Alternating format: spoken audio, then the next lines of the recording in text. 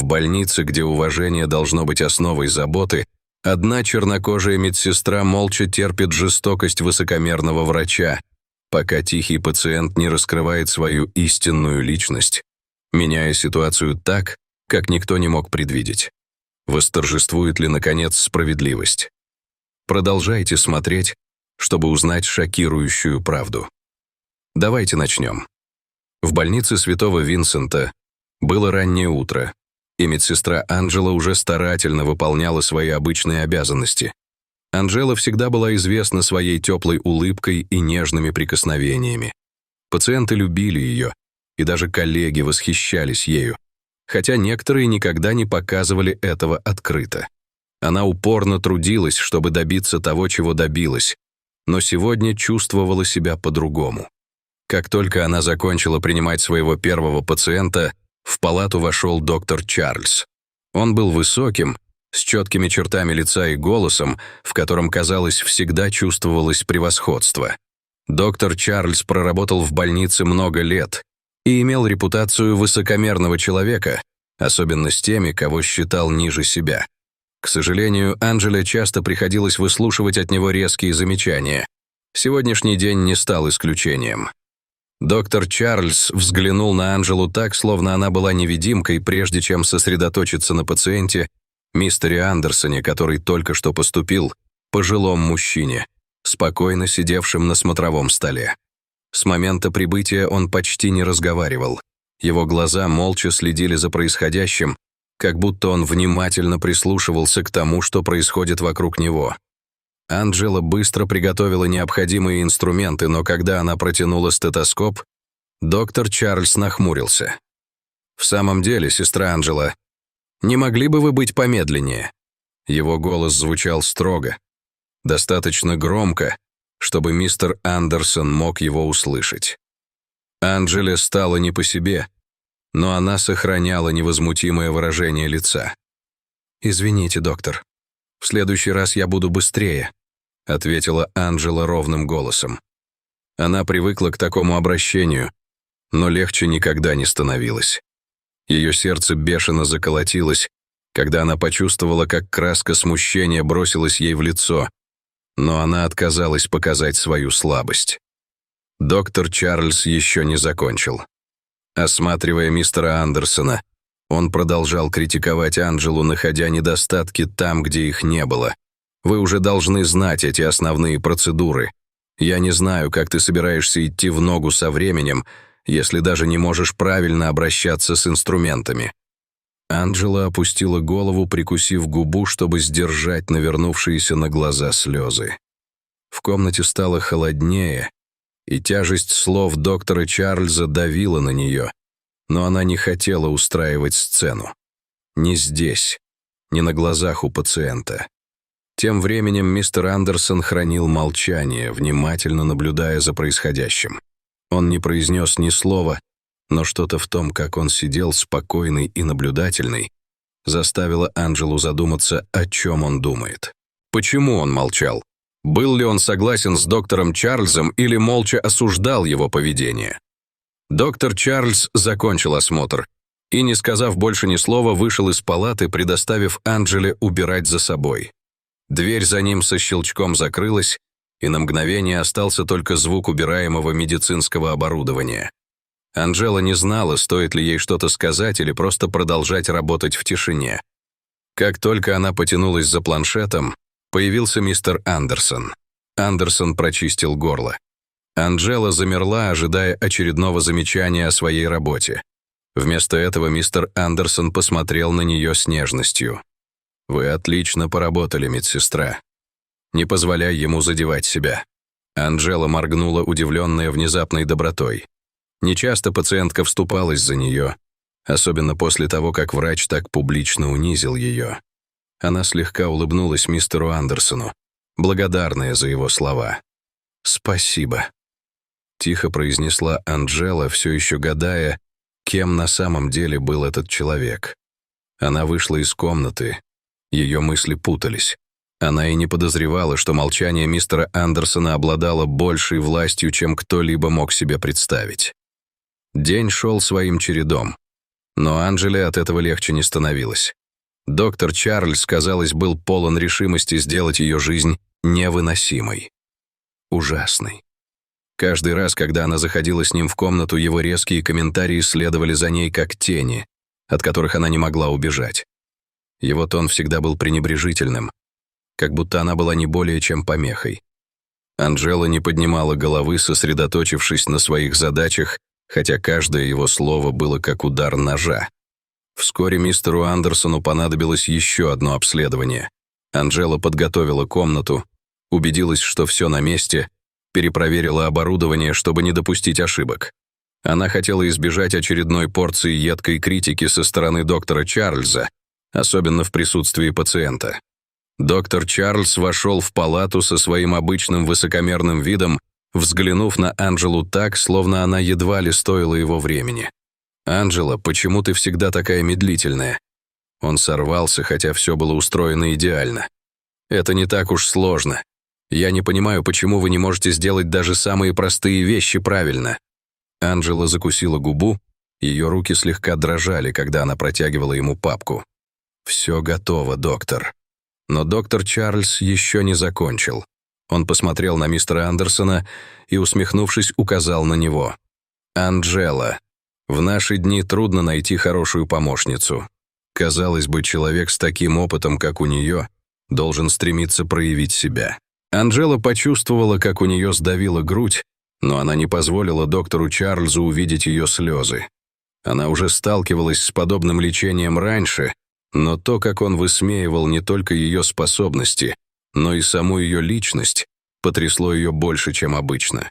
Тем временем мистер Андерсон, тихо сидя на смотровом столе, наблюдал за происходящим. Его лицо оставалось спокойным, но глаза слегка сузились при словах доктора Чарльза. Он тихо откашлялся и спросил: «Чарльз, как долго вы работаете в этой больнице?» Вопрос казался достаточно невинным, но в тоне мистера Андерсона было что-то такое, что заставило Анджелу и доктора Чарльза замереть. Доктор Чарльз приподнял бровь, слегка озадаченный вопросом. «О, я здесь уже много лет. Я видел, как растет это место, и приложил свою руку к его созданию». «Почему вы спрашиваете?» Мистер Андерсон небрежно пожал плечами, как будто в вопросе не было ничего особенного, просто любопытно. «Важно знать, как здесь все устроено». Анджела взглянула на мистера Андерсона, озадаченная его вопросом. Почему его так интересовала роль доктора Чарльза в больнице? И почему он казался таким спокойным, даже когда был свидетелем того, как доктор унижал ее? Доктор Чарльз, не подозревая о каком-либо более глубоком смысле, скрытом за этим вопросом, выпятил грудь, явно гордясь своим положением. «Да, я полагаю, что оказал на нее довольно большое влияние. У нас здесь напряженная работа». Мистер Андерсон задумчиво кивнул, но больше ничего не сказал. Анджела не могла отделаться от ощущения, что мистер Андерсон знает больше, чем говорит. В его спокойном поведении, в его осторожных вопросах было что-то необычное. Почему его так волновало, как доктор Чарльз обращался с ней? Почему он, казалось, уделял ей такое пристальное внимание? Остаток осмотра продолжался в неловком молчании, а доктор Чарльз при каждом удобном случае отпускал язвительные замечания. Анджела держала свои эмоции под замком, как она научилась это делать, но внутри нее нарастала боль. Она задавалась вопросом, как долго сможет выносить такое обращение. Тем не менее, она оставалась профессионалом, несмотря на то, что слова доктора Чарльза тяжело давили на ее плечи. Когда визит закончился и доктор Чарльз вышел из палаты, мистер Андерсон задержался на мгновение, провожая взглядом уходящего доктора. Затем он повернулся к Анджеле и сказал: «Ты сильнее, чем он думает. Не позволяй ему заставить себя забыть об этом». Анджела моргнула, в очередной раз удивленная молчаливой поддержкой мистера Андерсона. Она тихо поблагодарила его, а в голове у нее роились вопросы. Кто был этот мужчина? Почему он так сильно заботился о ней? Что-то в нем было не совсем так, и Анджела не могла не задаться вопросом, не было ли в нем чего-то большего, чем казалось на первый взгляд.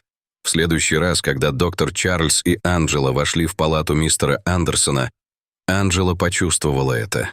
Что-то изменилось в том, как мистер Андерсон смотрел на доктора Чарльза, и теперь его вопросы казались более прямыми, более целенаправленными.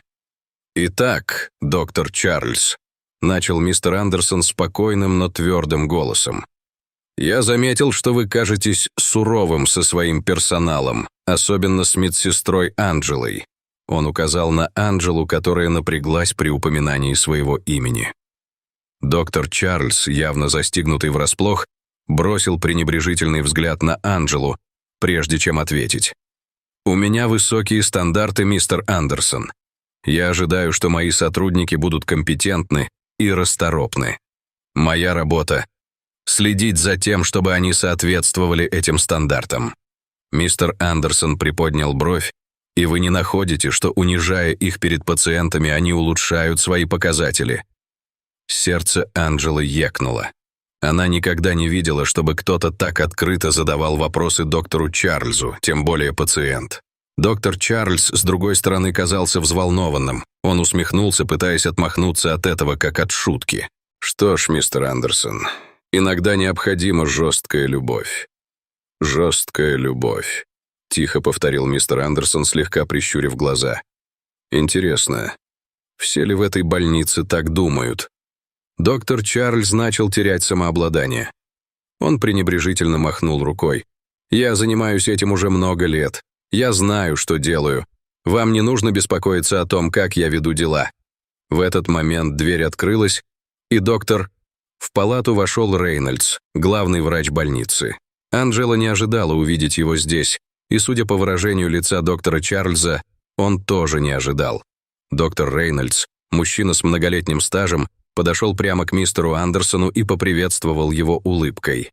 «Мистер Андерсон, рад снова видеть вас, сэр. Надеюсь, вы остались довольны». Зал замер.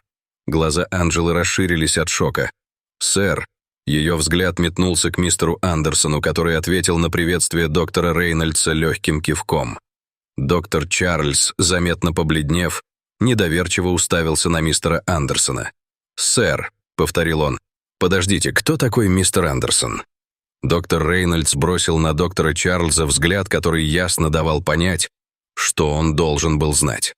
«Мистер Андерсон — один из крупнейших благотворителей больницы», — доктор Рейнольдс объяснил. «Он во многом помог создать то, чем является эта больница сегодня. Мы многим ему обязаны». Мысли Анджелы метались. Тихий, непритязательный мужчина, которого она осматривала весь день, был необычным пациентом. Он был одним из самых влиятельных людей, связанных с больницей. И все это время доктор Чарльз обращался с ним как с обычным пациентом, унижая ее у него на глазах. Доктор Чарльз запнулся на полуслове, пытаясь взять себя в руки. «Я не знал, мистер Андерсон, даже если бы знал». Но мистер Андерсон поднял руку, прерывая его. «Дело не в том, что вы знаете, доктор Чарльз. Все дело в том, как вы относитесь к людям, независимо от того, думаете ли вы, что кто-то наблюдает за вами или нет». Доктор Чарльз застыл на месте, пытаясь найти слова, которые могли бы исправить ситуацию.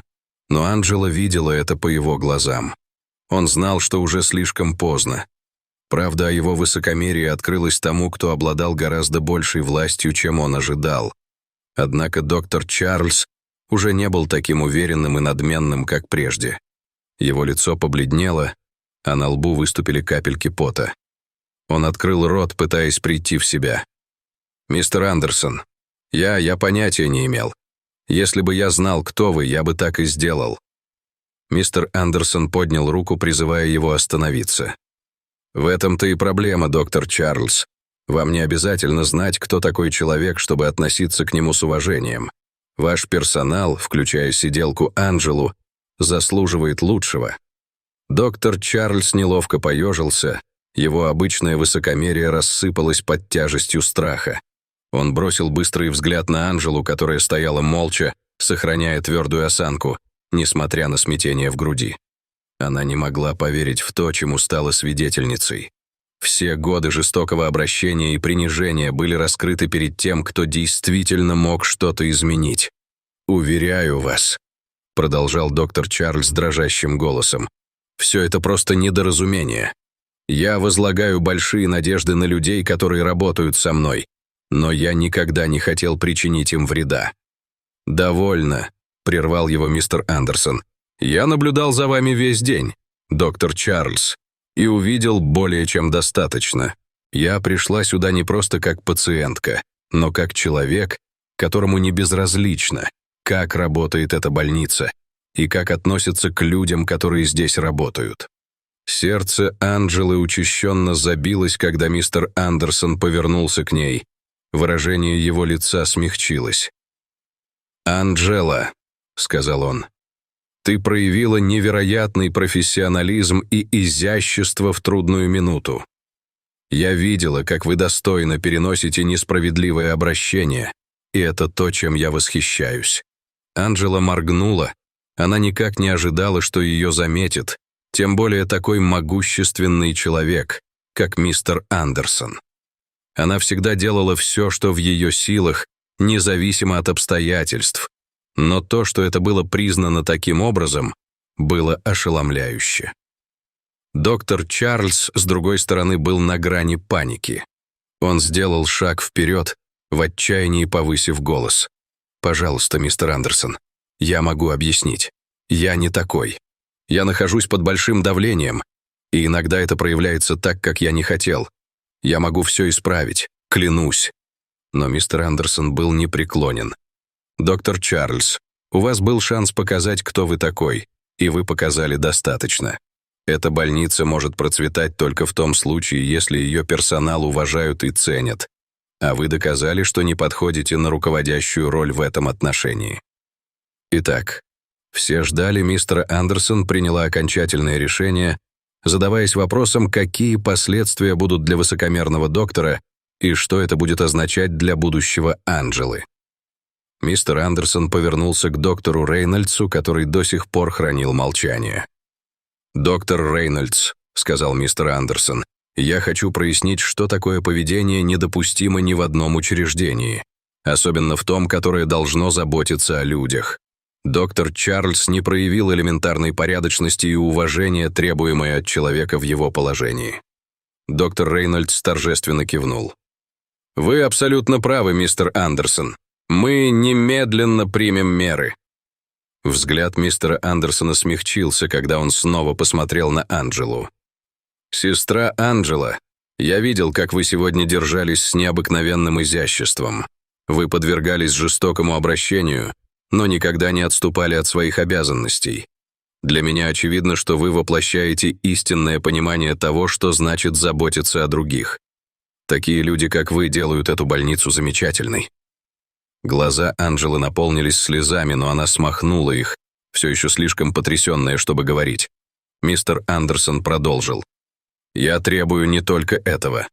Доктор Чарльз будет отстранен от должности, но я также рекомендую предложить вам повышение. Кроме того, я лично выделю вам стипендию для продолжения учебы и продвижения по службе». Лицо доктора Чарльза побледнело, когда доктор Рейнольдс шагнул вперед. «Доктор Чарльз, с этого момента вы освобождаетесь от своих обязанностей. Вы больше не будете занимать здесь свою должность, и мы начнем процесс пересмотра ваших действий. Мы не можем позволить, чтобы такое поведение продолжалось». Доктор Чарльз запинался, пытаясь подобрать слова, но ничего не получалось. Его карьера была построена на его высокомерии и авторитете, и теперь она рушилась у него на глазах. Он слегка осунулся, потерпев поражение. Анджела, все еще переживавшая вихрь событий, наконец обрела дар речи. «Спасибо вам, мистер Андерсон», — тихо произнесла она, и в ее голосе прозвучала благодарность. «Я всегда хотел сделать все, что в моих силах для здешних пациентов». «И вы сделали», — ответил мистер Андерсон. «Вы сделали больше, чем это». Когда доктор Чарльз молча покинул палату, его судьба была решена. Анджела не могла не почувствовать облегчения. Справедливость восторжествовала не только для нее, но и для всех, кто пострадал от его жестокого обращения. Она стойко выдержала все это, и теперь ее преданность делу была оценена так, как она и представить себе не могла. Анджела вышла из комнаты с высоко поднятой головой, зная, что осталась верна себе и что, в конце концов, доброта и честность восторжествовали над жестокостью. Впервые за долгое время она почувствовала надежду на будущее, в котором она продолжит расти и помогать другим, как делала всегда. Если вам понравилась эта история, и вы хотите еще больше трогательных, захватывающих историй, наполненных неожиданными поворотами, не пропустите. Подпишитесь прямо сейчас, чтобы быть в курсе всех последних событий и не пропустить новые видео.